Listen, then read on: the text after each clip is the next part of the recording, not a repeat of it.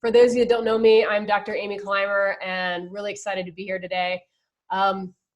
If you are a trainer or facilitator in your work or in your life, then this is for you.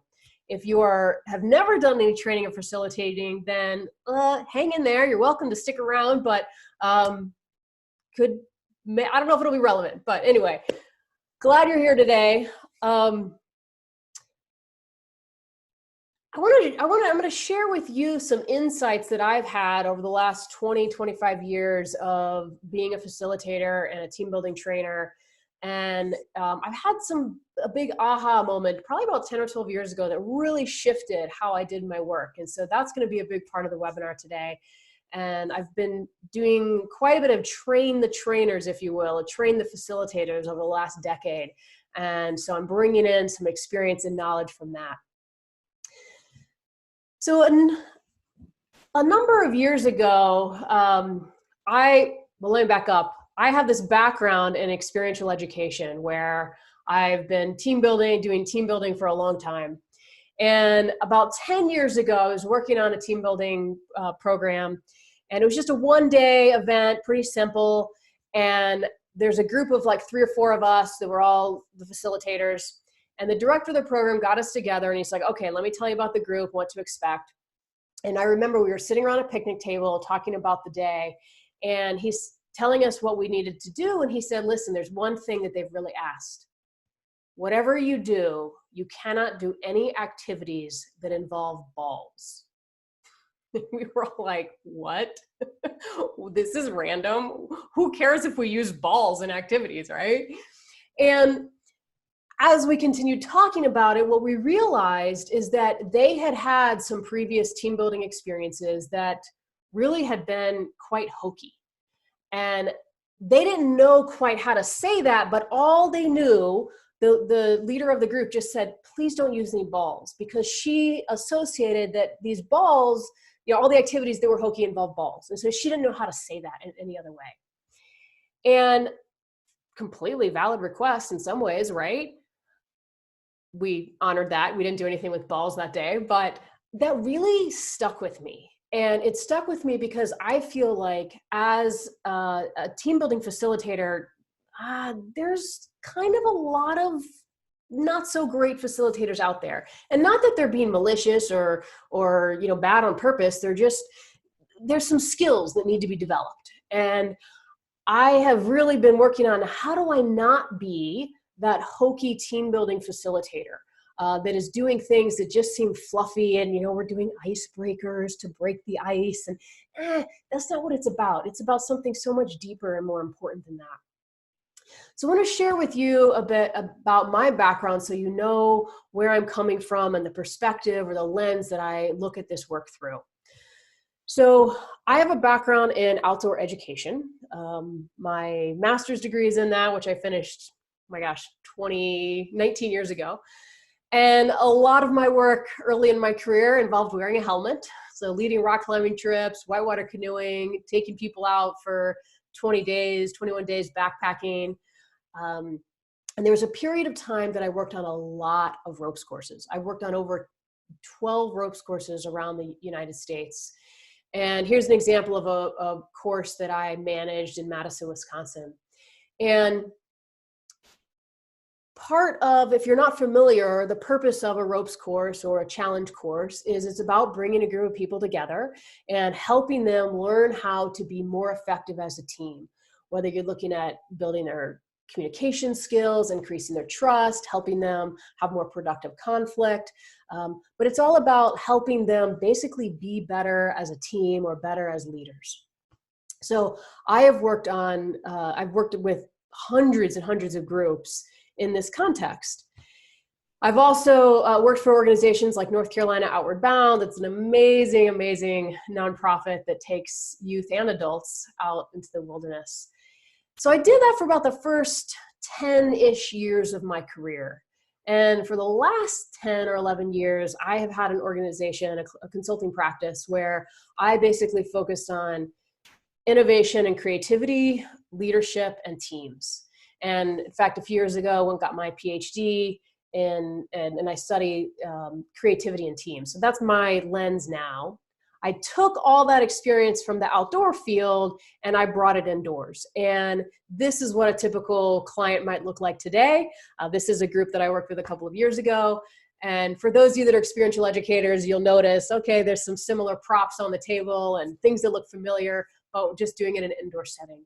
And I really focus mostly now on helping organizations be innovative and creative. I've also been a TEDx speaker, and I have a TEDx talk called The Power of Deliberate Creative Teams, which shares my dissertation research. So that's just a little bit of the lens that I look at this. So I really came to the world of facilitation training from this background of experiential outdoor education. And now I'm working more indoors. I work almost exclusively with adults. So if you work with kids, you might have to modify some of the things that I'm sharing today to fit better with your context. But today's focus is giving you some insights and tips on how to facilitate programs that really lead to robust transformational results. So as I'm sharing today, I'd love to be able to tailor what I'm talking about a little bit. So I want to know who's here.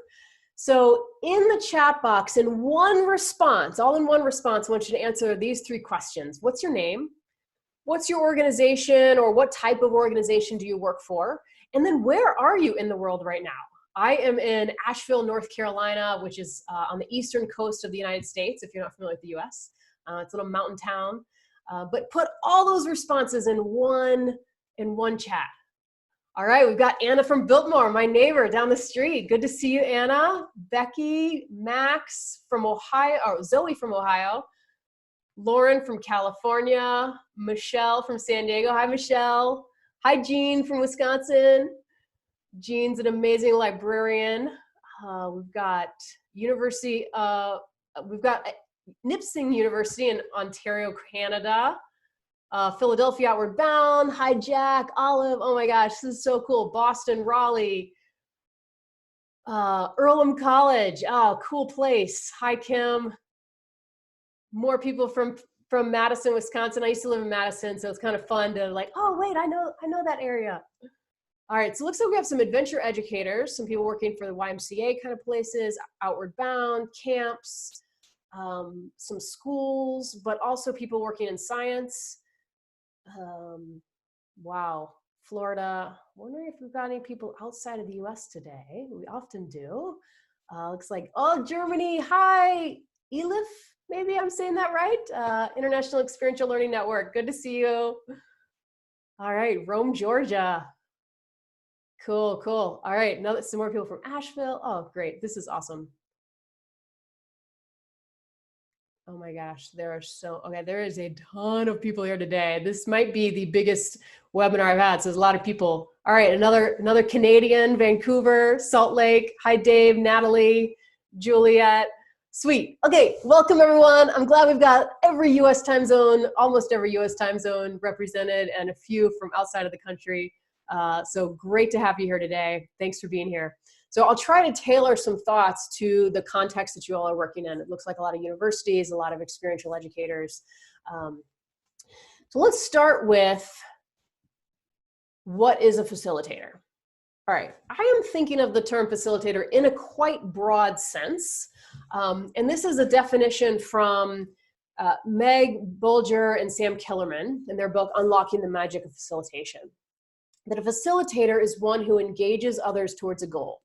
Generally, it involves learning, might be learning content, learning about oneself, learning about others, or maybe unlearning, which I think is cool, bringing a little John Dewey in there.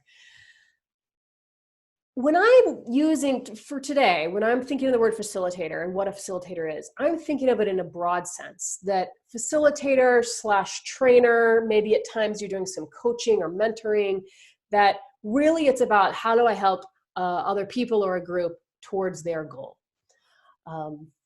So there's also a tighter definition of facilitation that we're not going to get into today, but if you come from that lens, then yes, I'm aware of that. We're looking at a broader definition today. And really, I think being a skilled facilitator is really important. many people that I've talked with who are facilitators or trainers, they have come into this work because, or at least influenced by experiences that they've had, that they've been a participant in a team or some sort of organization or environment where they saw really skilled facilitation. And they thought, that's cool. I want to learn how to do that. And that definitely applies to me to some degree. But I think when I think about why does skilled facilitation matter, there's two reasons that, to me, one's a little bit important than the other, but they're both important. And the first is impact. 90% of probably the biggest reason, or of all, let me say that differently. Ultimately, what you're trying to do is you're trying to make an impact, right? You're trying to make a difference in the work, in the lives of the people that you're working with. And that can look in a lot of ways, right? But just a really broad sense, you're trying to make an impact. And I've certainly seen this, and I guess you have too, that the more skilled someone is, often, maybe not 100% of the time, but often they can have a greater impact. And so that's why skills matter. And this you could probably argue for many situations, even outside of facilitation. And the other reason that facilitation matter, skilled facilitation matter, is actually because of income. And this isn't something that we talk about very much in, at least in the world of experiential ed, because mostly those are nonprofit organizations. But when you are more skilled, you can charge more money, you can bring in more money for your organization. You also, because you're having a bigger impact, you might make the groups that you're working with, you might help them build their income better. And I say this because whether we like it or not, it does matter. Like, we all have to work. And if we can do that work and be compensated highly for what we're doing, that's really awesome. Most of the coaching clients that I work with, this is something they care about, whether they are entrepreneurs who have their own business or practice, or whether they are a leader, even for a nonprofit organization. You have to be able to bring in some money. And so often I've seen organizations struggle with this because either their facilitators aren't strong enough, and so they couldn't charge a high enough amount to actually stay sustainable, or they didn't understand that they actually could charge higher because they had such skilled facilitators. So there's a lot there to unpack, which we're not going to get a whole lot into, but I just want to say it does matter to some degree. Although arguably perhaps the most important, at least from a heart place, is being able to make a strong impact in the groups you're working with. So I want to share with you this continuum that I noticed over the years as I've been working in the world of facilitation and training. And the first is what I talked about, the world that I come in from. And so coming from this world of experiential education.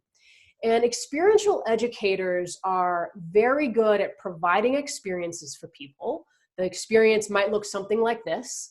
They're setting up some sort of activity or some experience, and they see what the group focuses on. They see what kind of dynamics come in, and then they respond with some sort of debrief or questions and pull learning and reflection out of the group, out of the individuals. And this can be really powerful. Let's say, for instance, the group comes to you and they want to work on conflict, and you are coming in from this experiential education lens. You might set up an activity that incites conflict. And now people have had some conflict while they were doing the activity.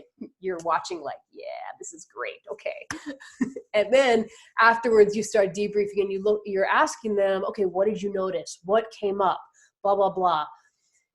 This is helpful because people get to process and have that experience. But what I've noticed is it's also missing something critical. So we're going to go to the other end of the continuum and talk about what I call just generically corporate training. I'm being a bit stereotypical here. I'm being a bit generic, so bear with me. But maybe a classic corporate training environment might look something more like this. The thing that corporate trainers are actually good at is delivering content.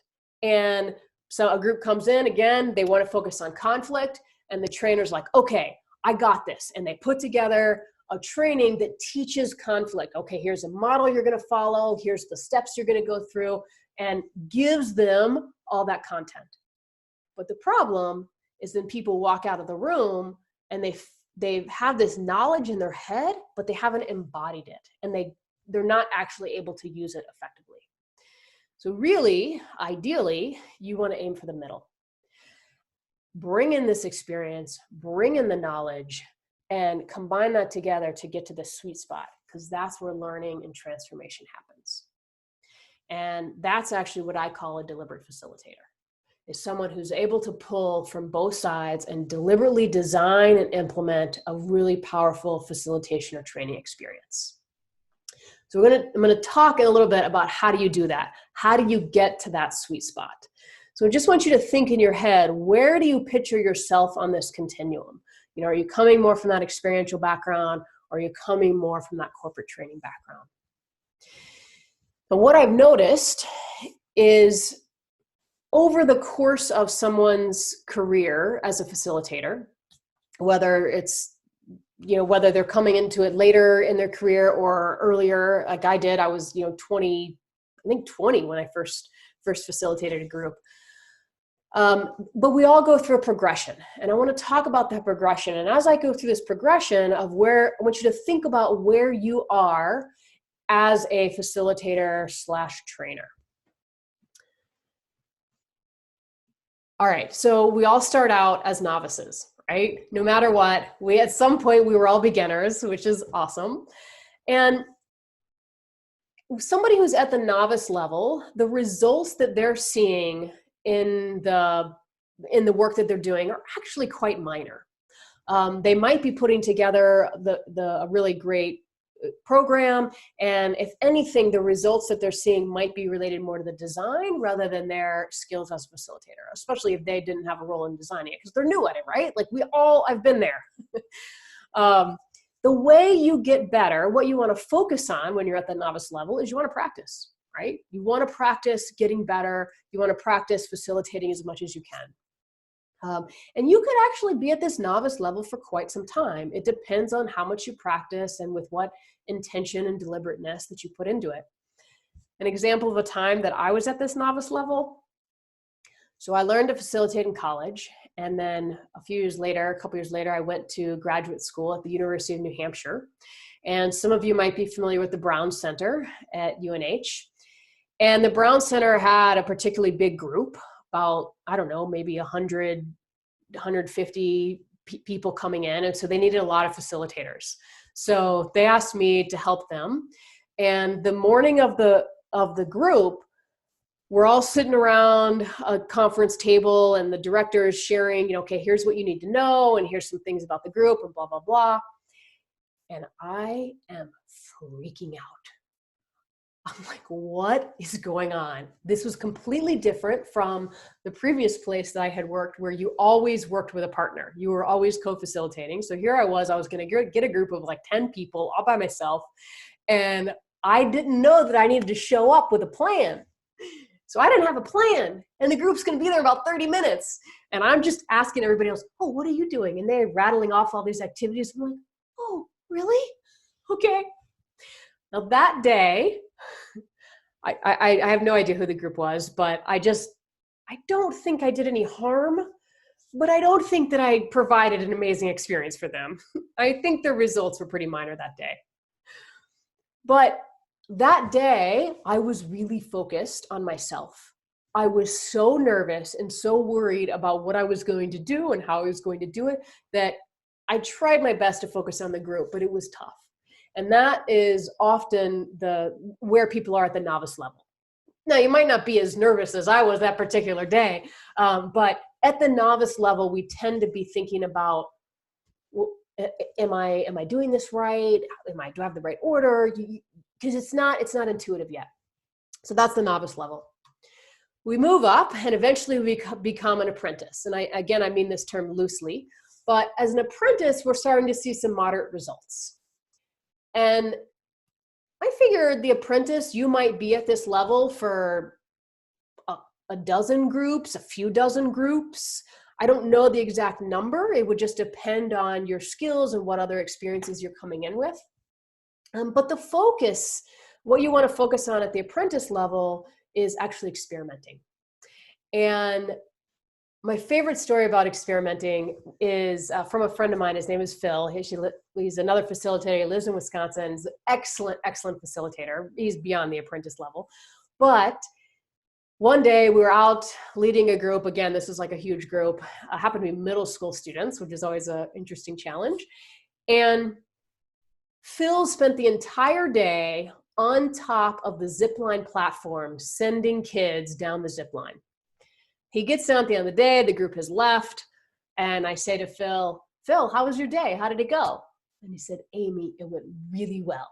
You know why? I was like, why? What happened? He said, I figured out that when kids come up the platform and I'm giving them instructions on what to do next, I always say the same thing, but if I switch these two sentences that I say, they understand me better. I was like, that is awesome. He's thinking about things at such a small level, which is probably a bit more of an advanced skill. But the point there is that he was doing some experimenting. Like, oh, what if I switch this up, and what if I try this instead? And he learned something really new, really cool about it. This last column I didn't mention before, but this is what I consider the impact that you might have on the group. But this is based on your potential impact as a facilitator. So at a novice level, the impact you might be having on the group is only maybe 5%, meaning that you have like this 95% potential to still get to.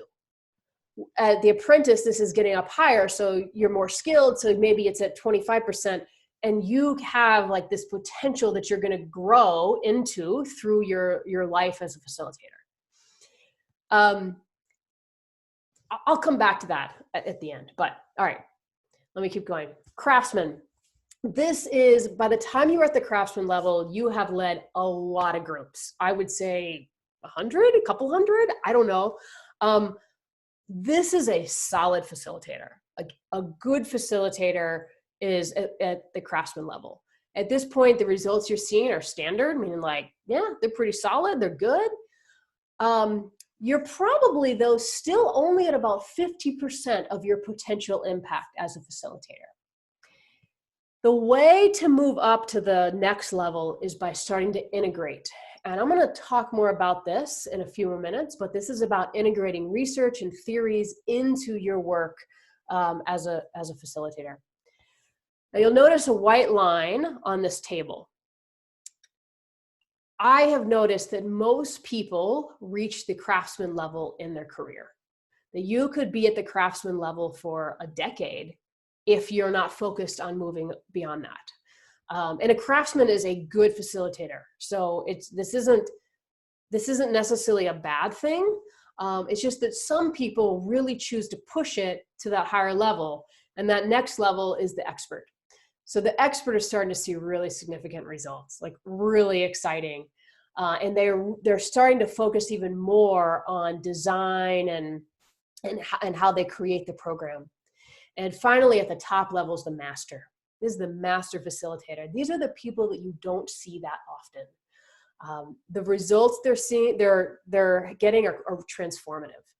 And at this point, they're really synthesizing a lot of different pieces into their work.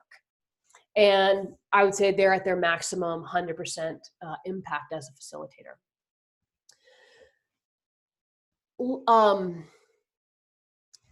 Now that you see this big picture of this progression, in a moment, I'm going to ask you where you are. I'm going to put up a poll, not yet, but in a moment, of where you think you are. But a couple more comments about this. The first is you could fluctuate, even from day to day, really. There might be a day where you come in as a craftsman. There might be a day, the next day you're like, wow, I completely nailed that at expert level. It was so exciting. But then you have a really off day and you drop down to kind of an apprentice level.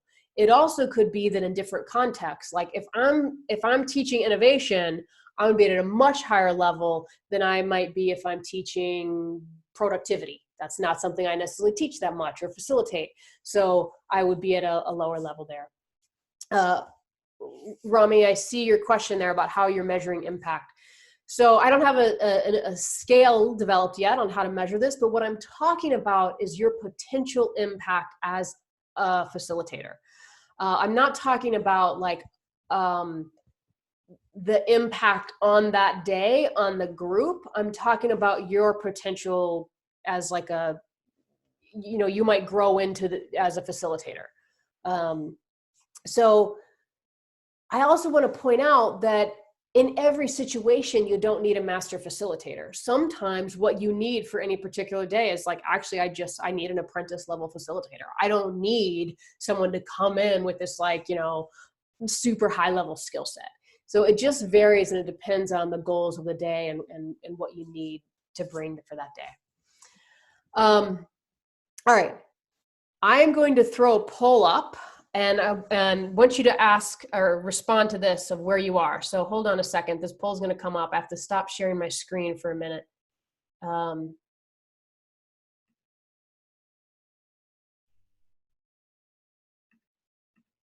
right. You will see a poll up there, and I want you to respond to where do you think you are as a facilitator? If there's a range, just pick the middle. What's like the average? Where are you as a facilitator?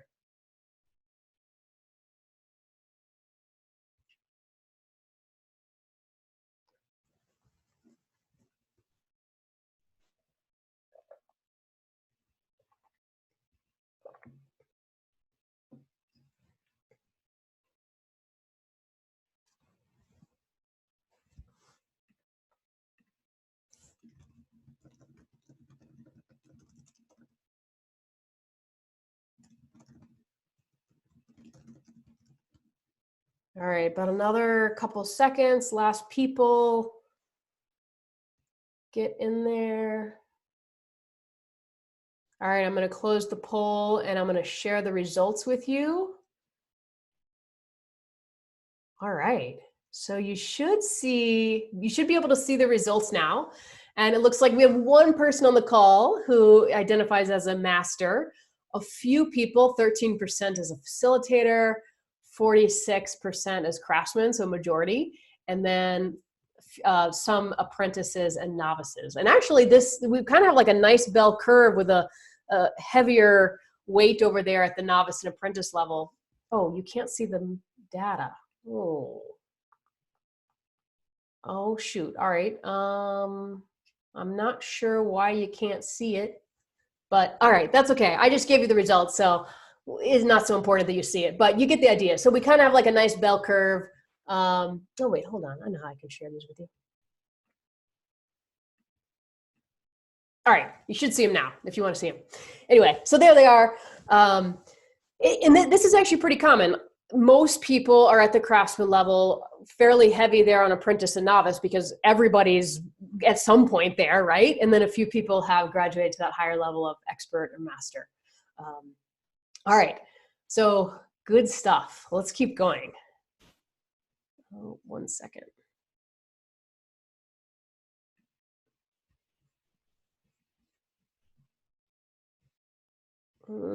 Okay, there's always a little challenge switching from the polls to the slides. Give me a second.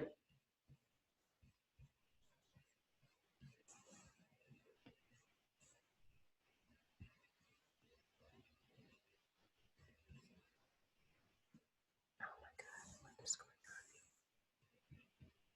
on? All right, while I'm figuring this out, I want to have a quick chat break. Question break. So if you have some questions about what I've already talked about, I'm going to get into in a minute of like, okay, well, great. How do we move up? But if you have any clarifying questions that you want to ask about the progression or anything that I've talked about already, throw those in and I'll take just a minute or two to answer those.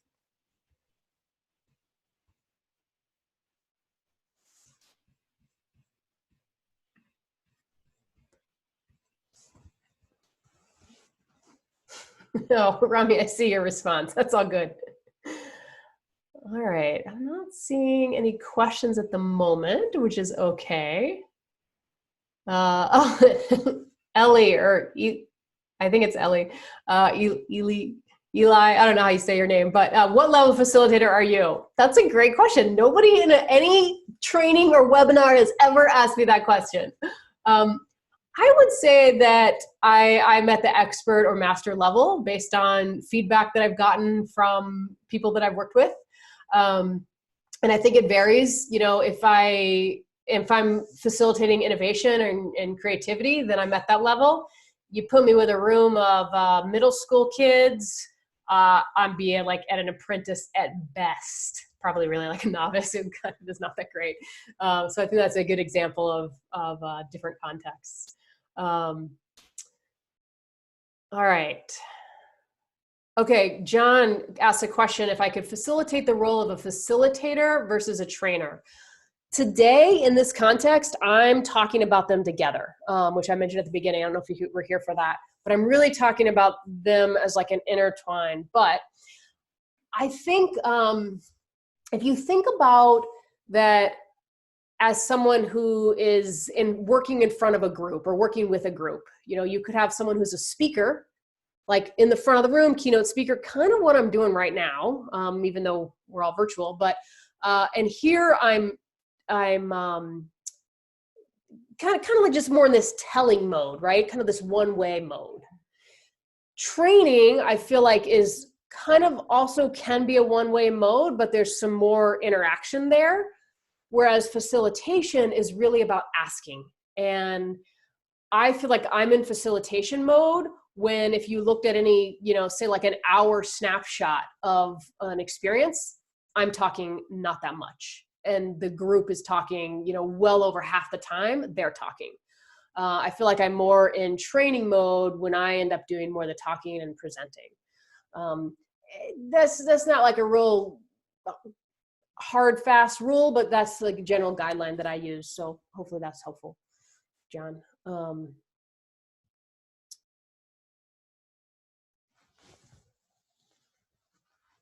right. Coco asks if I can give sort of off-the-cuff ideas about metrics for levels of facilitator. Yeah, good question. I think, you know what? Let me answer that at the end, because I think that there's some more that I'm going to share that I'll be able to respond to that more intelligently or in a way that makes more sense at the end. So remind me to answer that at the end. All right, let's keep on going. Let's talk about how do you level up as a facilitator. So I developed this model called the Deliberate Facilitator. And this is a little bit of a play on, I have this whole program and this process that I teach called the Deliberate Creative. I have a podcast called that. So I'm using that same word, the Deliberate Facilitator. But to me, it really fits because doing this work and doing it well requires you to be deliberate about it. And I think sometimes there's a bit of a myth, a misconception about facilitators and trainers, especially those who are really good, because it looks like they are just like, they can be really smooth. And so it looks like they're just like doing this out of nowhere. Like, oh yeah, wow, they just like pulled all this together, like just this all in their head, and they just presented it in this really succinct way. Yeah, not so much. That might happen after they've been doing it for, a decade or two. But even then, you could argue that was a lot of work there that they put in. But even so, like the best experiences that I deliver are usually the ones that I put a lot of work into the prep. Even if I show up and I completely abandon everything I planned, that deliberate work that I put in makes a huge difference. So anyway, that's a little bit of why the term deliberate is important. So there's a model that I developed, and there's 3 competencies or elements that facilitators need in order to do a good job. So the first is that they need to be able to ask thoughtful questions. Okay? So that goes to what I was talking about, where you have this experience you create, and then you ask questions to pull insights and knowledge and learning out from the facilitators. Oh, there are slides for this. Are you not seeing them? Hold on. Thank you for the question, Laura. Give me a sec.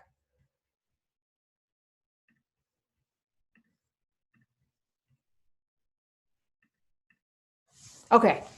You should see the slides now. Yeah, so anyway, okay, so that's asking thoughtful questions. The next piece is that you need to be able to share relevant ideas. You need to be able to share the concepts. And let me back up for a second. I had this, I mentioned before that I had this aha moment about 10 years ago. So at this particular time, I was facilitating a lot of groups. Several days a week, I was working at several different ropes courses, team building facilities, and there were a handful of us, 3, 4, 5 of us, that we floated around to all of these different facilities, and we all worked together, and we were all like solid facilitators. I would say we were at the craftsman level facilitation.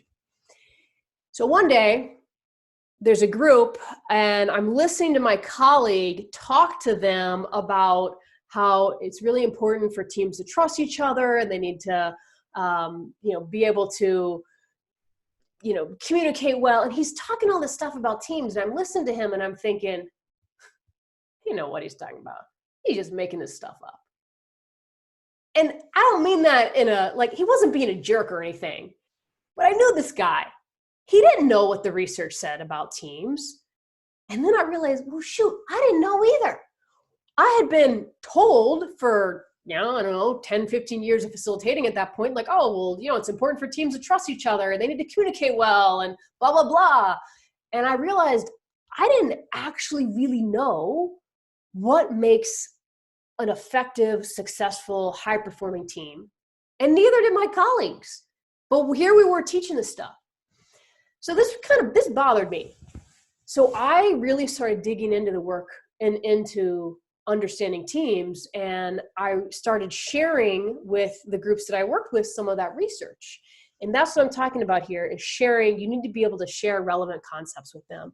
And in order to share those concepts, you need to know what those significant theories are. We're going to talk a little bit more about this as we move forward. But what I found is that if you're coming in from that experiential ed world, high likelihood that you haven't, that you don't necessarily know a lot of the theories around teams and leadership and whatever it is that you're trying to get your groups to do. So I have then, in the last 10 years, really focused on how can I increase that knowledge and learn to share it with other people. If you look at the intersections of this Venn diagram, here's what you'll see. And John, I think this goes back to, in some ways, the question you were asking earlier about coaching and facilitation. So if there's things that you know, and you're asking questions about them, about those things, you're asking people questions, that could be considered coaching. It depends on the kind of question you're asking. So we're not going to get into that nuance today, but that's coaching. Now, even in a group context, I might hone in on one person for a moment and do some one-on-one coaching with them. If there's things you know and you're sharing them, that's training. And if you're focused on that intersection of sharing and asking, that's facilitation. That's also where like experiential activities, I think, fall in, is that lower area there between ask and share. Thanks, Liza. I see your comment. So I'm curious. And then thanks for the question. What do you consider the combination of all three of those? That center spot where all of these intersect, that's the deliberate facilitator. That's where you're going to see transformational results, is if you can move across all of these elements at different times, depending on what's needed, you're going to see some amazing transformation in the groups that you're working with. And I'll share some stories in a moment. I've seen it, and it's like, I get goosebumps still when I think about it.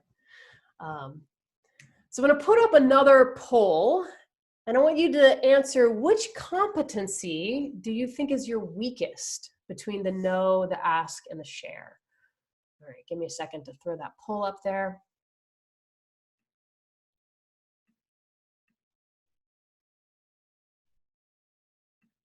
All right, you should see the poll now. Which do you think is the weakest, the area that you need the most growth in the know, ask, share continuum?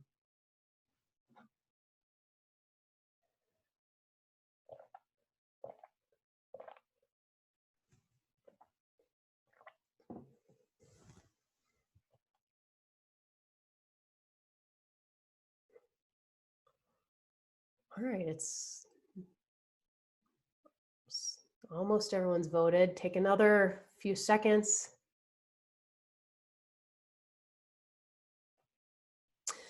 I'll answer Juliet. Juliet had a question. I'll answer while y'all are finishing that up. She said, did I miss this, or what would you say are the differences between facilitating and coaching? I'm curious. The training and facilitating differences are clear to me. I actually didn't talk about that, Juliet, so thank you. I actually think that facilitating and coaching are very, very similar. Often coaching tends to be more of a one-on-one context, whereas facilitating can be more of a group context. But in this model, there's some elements there that if you're coaching someone and you're coming from a certain lens, like I have, a certain leadership model or a certain something, then that's going to influence the questions you ask. I do think, group coaching can happen in a group context as well. But yeah, I do think that it's kind of it can be a real blend there of the different facilitating and coaching. So I don't know if that would helps much, but. All right, hold on. I'm ending the poll. I'm sharing the results. All right. Curious, can you see the results? Yes, awesome. It worked this time. So we actually are pretty even here across the three circles of no, ask, share. So few people are more in the no category as the weakest point, but some others are saying ask and share. So pretty even actually. You all are probably the most even balanced group that I've given this poll to. So for whatever that's worth, I don't know. But all right, let's go back to. Let's talk a bit about, okay, so I'm going to focus a bit on that no category because there's a few more people who are needing some input there, some help there. So I think that the way to improve your skills in that no circle is you got to consume some information. And I think one of the best ways to do that is just reading. You have to somehow get that information in your brain.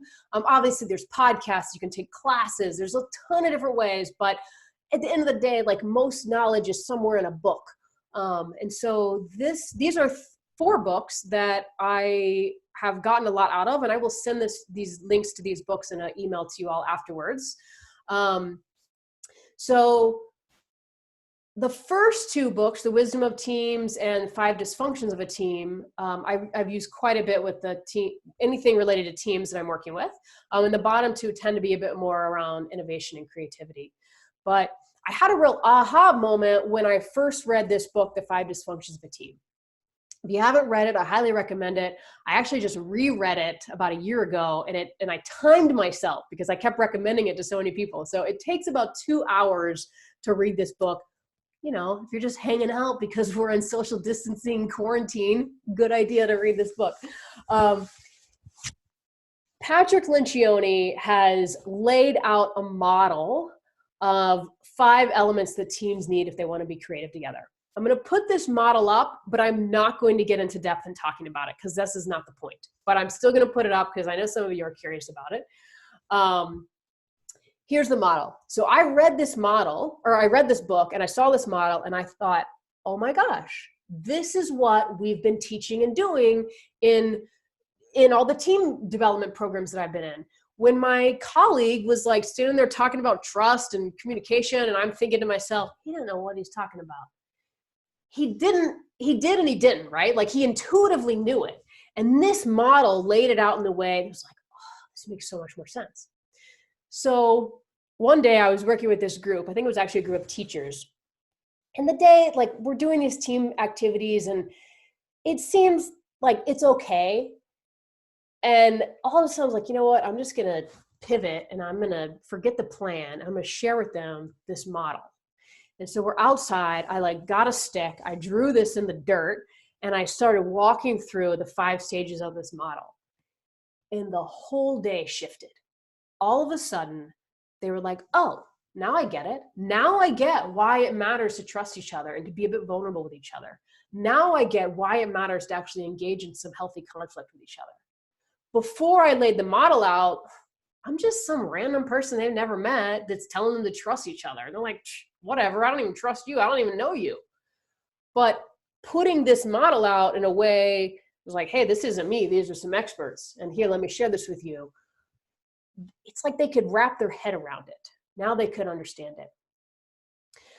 Another example of a time that I used this model is, and really brought in that the models and the research with the experiential elements.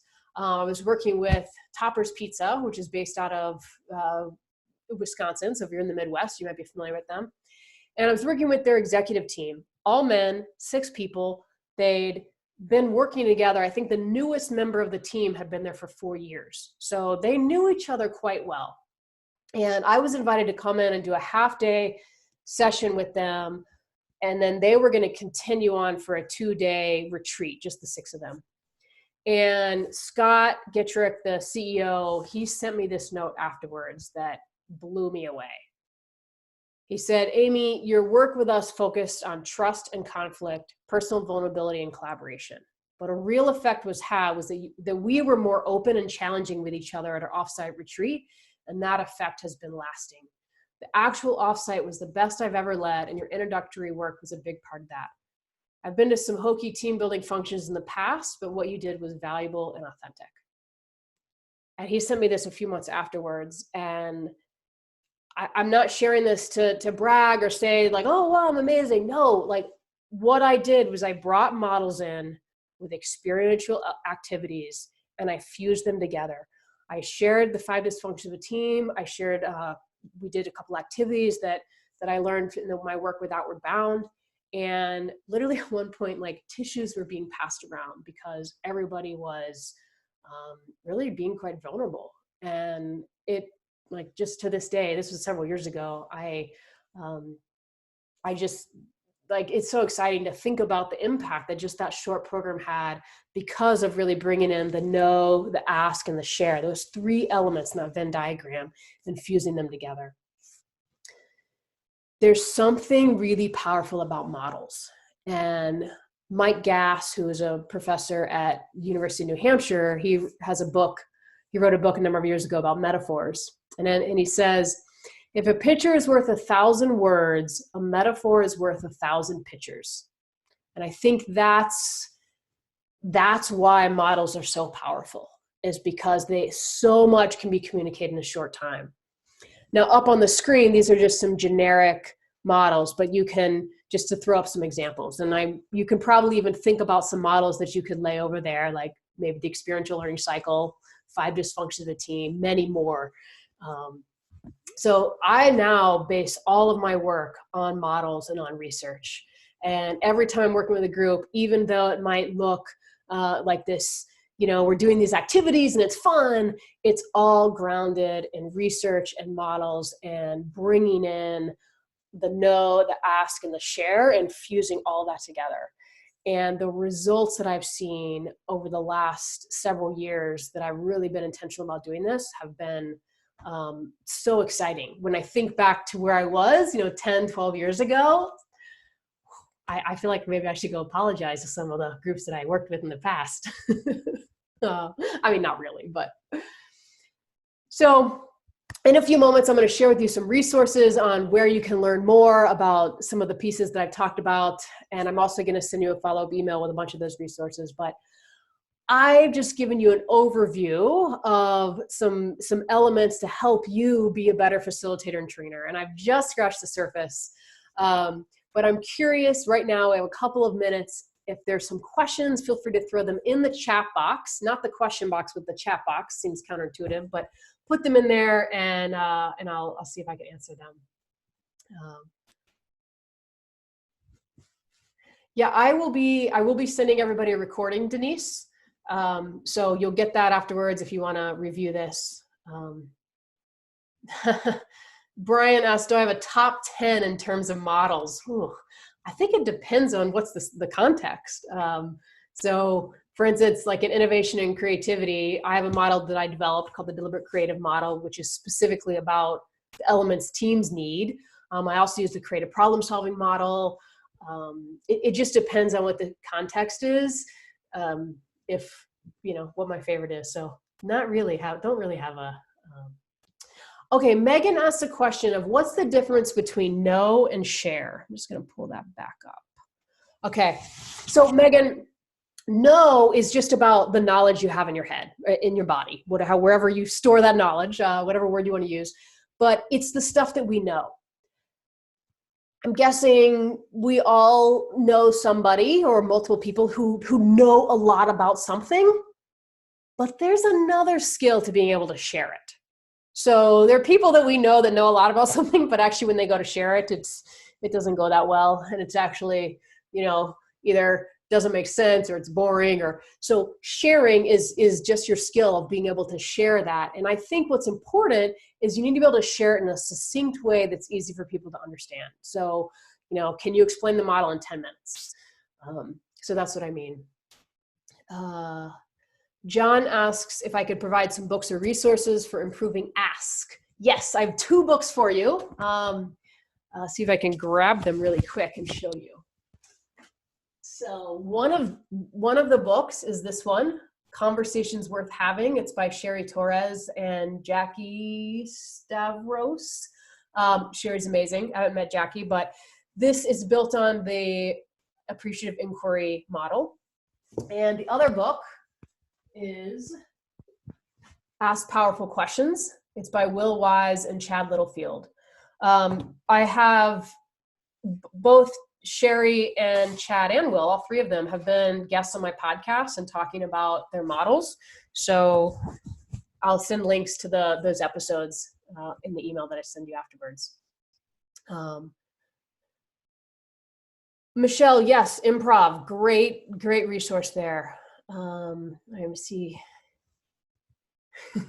Deidre asked if I've seen Meg Bulger's facilitator cards. Yes, she's doing a Kickstarter campaign right now on them. Highly recommend them. I'll try to remember to put that in the chat. Yeah, Deidre. So Deidre also asked if there are specific tools or props that I use to help myself share the information that I know. Yes. So actually one of them, which it may be a little self-promotional here, but I have this deck of cards that I created called Climer cards, and I'll send you a link to these as well if you're interested. But these are facilitation cards. They're to use with with your group. So unlike Meg's, which are more for yourself, these are all like these drawings that I did. They're really cool. What's nice about them is that you can use them across cultures. They've been used on every continent, including Antarctica, and they're not language specific, which is sort of nice. Okay, wow, there's so many questions. All right, I'm gonna pause there so that I can wrap up.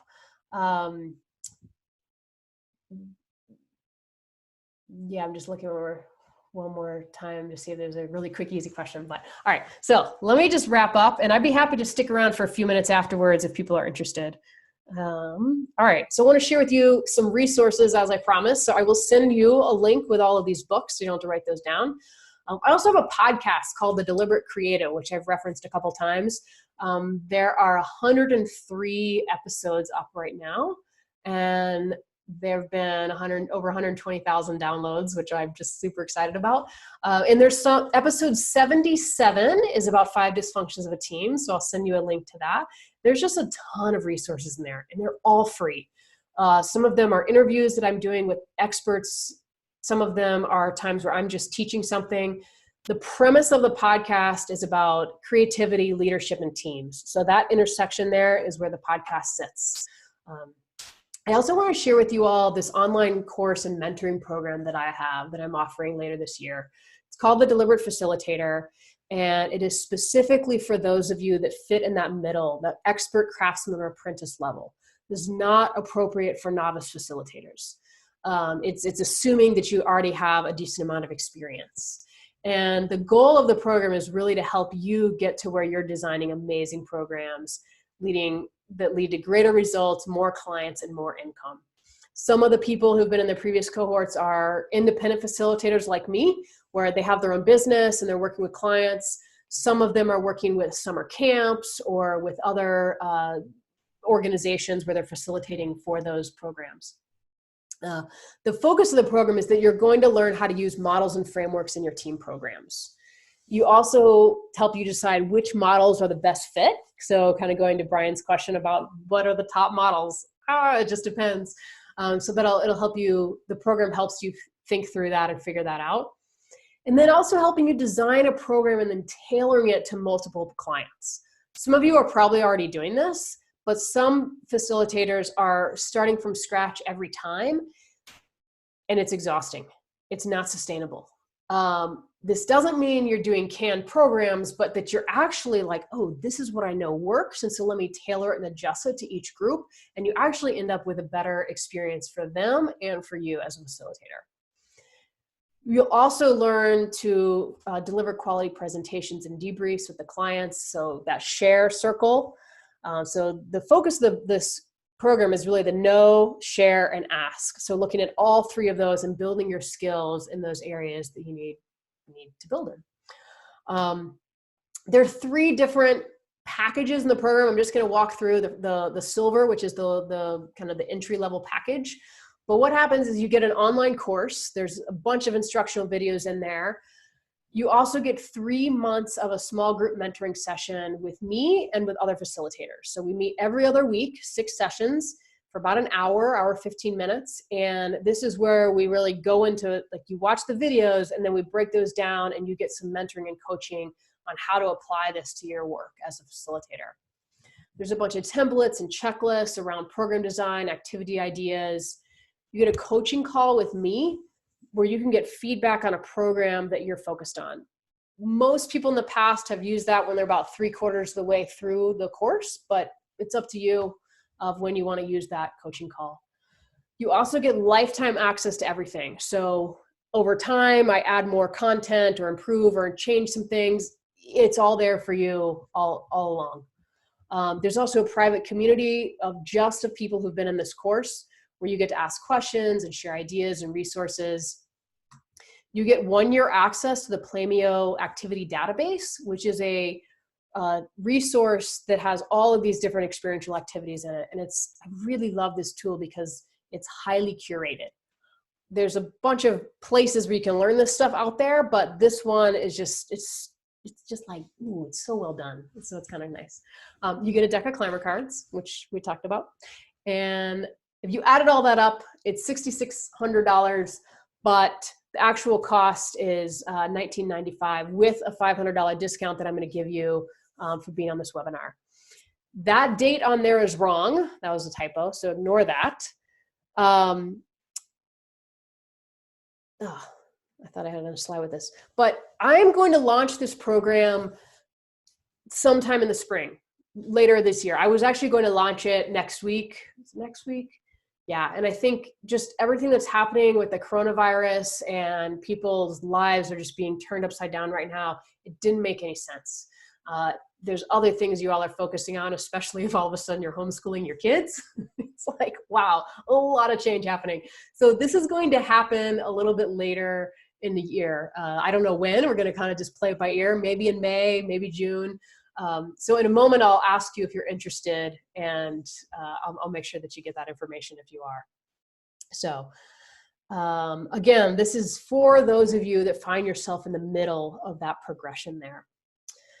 The other thing that if you're interested, I do offer one-on-one mentoring that can happen at any point, as well as team mentoring around improving your facilitation skills. So if you're interested in that, you can let me know.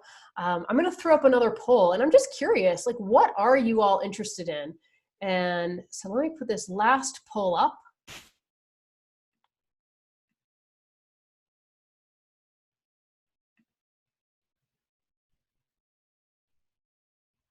All right, you should see a final poll. So select any or all of your responses that you would like. And while you're doing that, I'm going to take a few minutes and see what other questions are in here and answer some of those.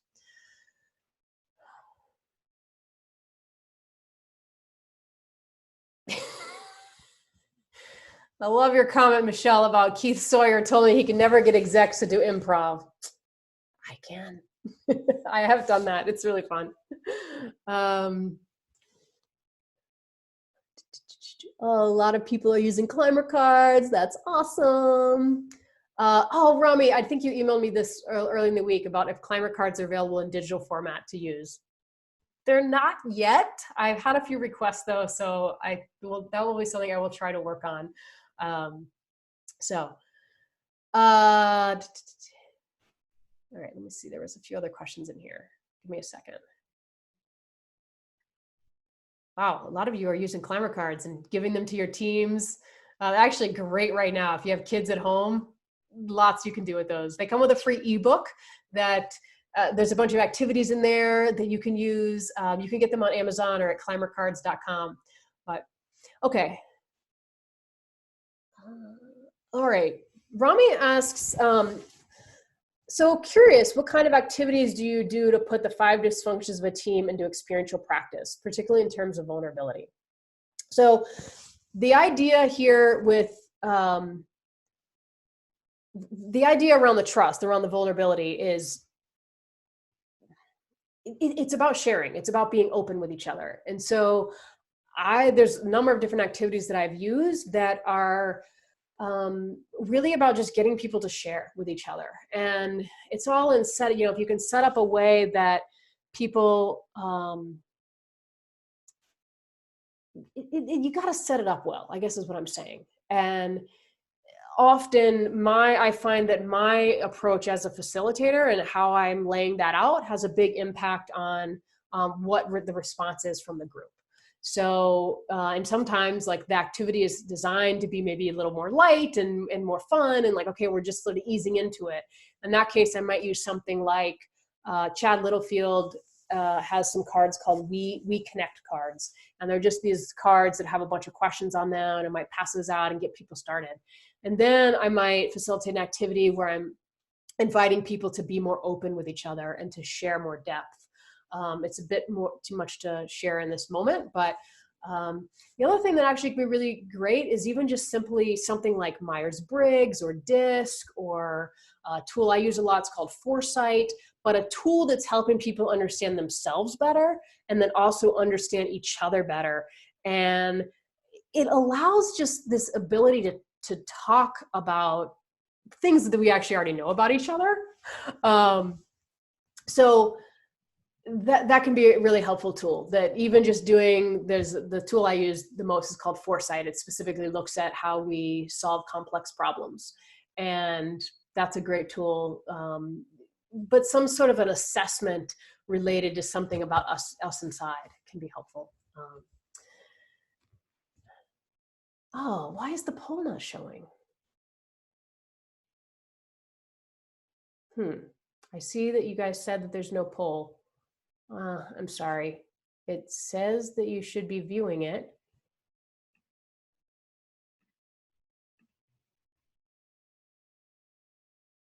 I'm going to end it and relaunch it. Hold on a second.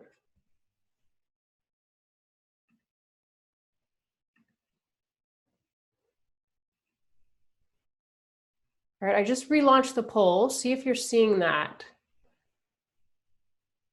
If not, no. Dang, I wonder what's going on.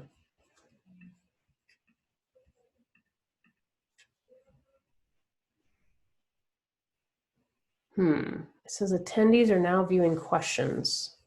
All right, y'all, I'm sorry. All right, we have reached our end. I just final comments. One moment.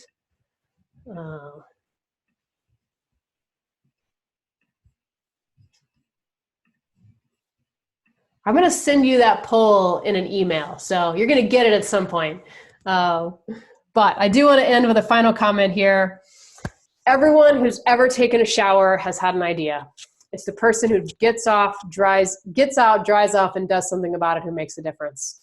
And I love that this is from Nolan Bushnell, who created both Atari and Chuck E. Cheese.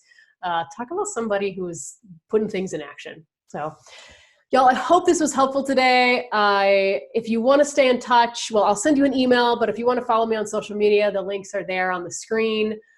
Thank you so much for connecting, and please reach out if I can help you or your team be a better facilitator or trainer. So Take care. Enjoy your quiet alone time at home during this social distancing period. And I'll talk to you later. Bye, everyone.